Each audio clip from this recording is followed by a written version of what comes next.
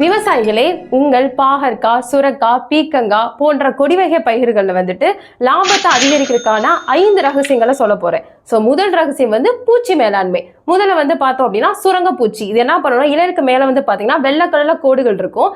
அது பச்சையத்தை சுரண்டனால உங்களுக்கு அந்த இடத்துல ஒளி சேர்க்கை நடக்காது. இரண்டாவது பழையீக்கள். பழையீக்கள்ங்கும் போது நமக்கு பழங்களை வந்துட்டு துளையிட்டு உள்ள முட்டைகள் வைக்கும்.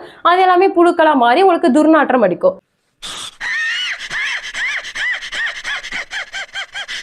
மூணாவது வைரஸ். ஸோ கொடி வகைன்னு எடுத்துக்கிட்டாலே வைரஸ் ஒரு பெரிய பிரச்சனை. இதை பரப்பக்கூடிய காரணி சாருஞ்சு பூச்சியான இலைப்பேனா இருக்கலாம், செம்பேனா இருக்கலாம், அஸ்வினி பூச்சியா இருக்கலாம். இது எல்லாமே இலைக்கு அடியில் உட்காந்துக்கிட்டு சாறுகளை உரியறனால மேலே வந்து பார்த்தீங்கன்னா பச்சளும் மஞ்சளும் கலந்த மாதிரி ஆயிரும். ஆனால் உங்களுக்கு பூ வைக்கிறதே சிரமமா இருக்கும்.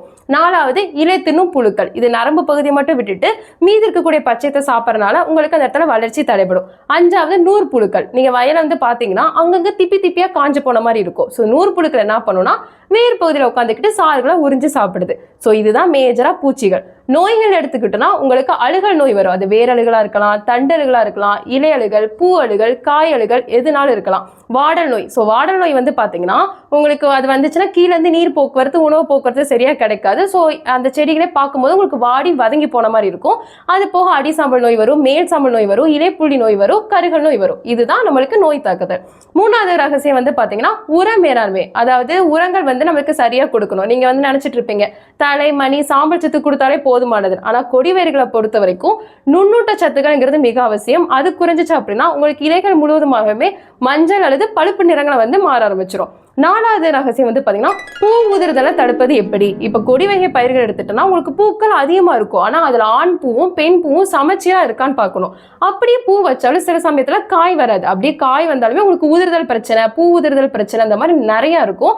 ஸோ இது அந்த இடத்துல சீரமைப்பா இருக்கான்னு பார்க்கணும். எதனால பூ உதிர்தல் அப்படின்னா உங்களுக்கு அந்த இடத்துல அது வைக்கிறதுக்கான சுரப்பிகள் என்சைம்ஸ்ன்னு சொல்லுவோம். அந்த நொதிகள் வந்துட்டு கரெக்டா சுரக்கலங்கும் போது உங்களுக்கு பூ உதிர்தல் பிரச்சனை வந்துட்டு இருக்கும். ஸோ அதுக்கு நம்ம சரி செய்யணும். ஸோ அஞ்சாவது ரகசியம் வந்து பார்த்தீங்கன்னா இந்த 4 ரகசியத்தை நீங்க கடைபிடிச்சாலே போதும், நம்ம குறைந்த செலவுல அதிக லாபத்தை வந்து ஈர்க்கலாம். இது எப்படின்னு கேட்குறீங்களா? அதுதான் முக்கியமான சொல்ல போறேன். நீங்க கெமிக்கலை விட நீங்க வந்து இந்த நுண்ணுயிர்கள் வந்து பயன்படுத்துற மூலியமா ஒரு இயற்கை வழியில வந்துட்டு நம்ம அதிகமான லாபத்தை வந்து ஈர்க்கலாம். இப்ப நான் சொன்னக்கூடிய ரகசியத்துக்கு வந்து பாத்தீங்கன்னா பூச்சிக்கான ரகசியம் நம்மளோட இன்ஃபினிட்டி தான். அனைத்து வகையான பூச்சிகளுக்குமே நல்லா கேட்கும். நோய்க்கான ரகசியம் வந்து பாத்தீங்கன்னா நம்மளோட ஃபெர்டிலிட்டி. இப்ப நான் சொல்லக்கூடிய எல்லா நோய்களுக்குமே கேட்கும்.